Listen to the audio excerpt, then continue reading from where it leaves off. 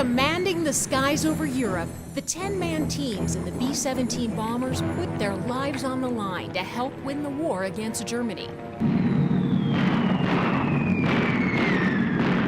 I think going over to England and flying out of the 8th Air Force on bombing runs in 43 and early 44 was probably about as dangerous a thing you could do. If you lost the plane, you lost 10 people, and they were losing planes like hundreds. Despite the danger, Chet Cromwell, a veteran from Arvada, trained hard to learn to fly them. I really wanted to be a pilot because I'd flown model airplanes and made them, and I was really into airplanes. But despite scoring high on pilot training tests, the Air Force indiscriminately took half his team out of the pilot program. They had too many people in pilot training, and that's how they chose to separate us out. Oh, was that disappointing. So he did the next best thing and became a flight engineer on a B-17. He was in the plane, part of the 10-man crew, ready to troubleshoot any mechanical or electrical problems in mid-flight. Which one's you? Right till there. Okay. But again, Cromwell would be disappointed. He was never called into action. It bothered me a lot because I felt I was trained and ready, and I'd like to do my job. After the war, he chose another job, teaching at North Arvada Middle School. His passion for science and engineering led to an invention to help save time in the classroom. I put together a little box that fits on the student's desk and a big console for the teacher. That's a young Chet Cromwell featured in a local newspaper showing his device. The box had a red and a green light in it and a selector switch. So the kid could answer a question by saying, oh, that's answer number 5, and press it. And if he gets a green light, I got it. And I remember kids who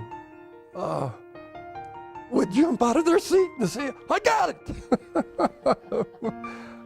I swear, that was one thing I learned from that project was kids really, every kid got involved. This was the idea behind the whole thing. It would save me grading papers.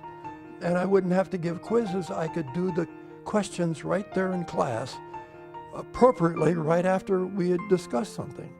The idea finally caught on, and it's being used.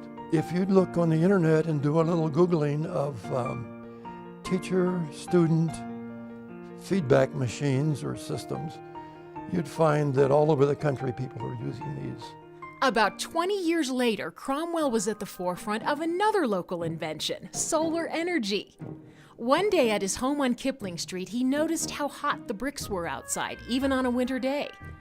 All at once, this epiphany, this sense of, I could put glass over this and let that brick heat up the air and blow it from the basement into the bedrooms and around through the house and around and around. And we could get a lot of heat out of that. It took him a few months to build a solar system and soon after cut his energy bill by 75%. My use of gas in terms of 100 cubic feet. Again, newspapers featured Cromwell and his breakthrough. And it gave him another opportunity to share his love of science with children. Kids would walk by and say, oh, what's that all about? And they'd want to know what it was, and I'd tell them about it. Chet Cromwell is 88 years old. His service in the military was an important part of his life. He was willing to fight and die for his country. That one was a full population effort to stop the Hitler's drive. And I was very proud and glad to be a part of it. The way he charted his life after the war reflects that strong sense of service. You feel like you've left your mark? A little bit?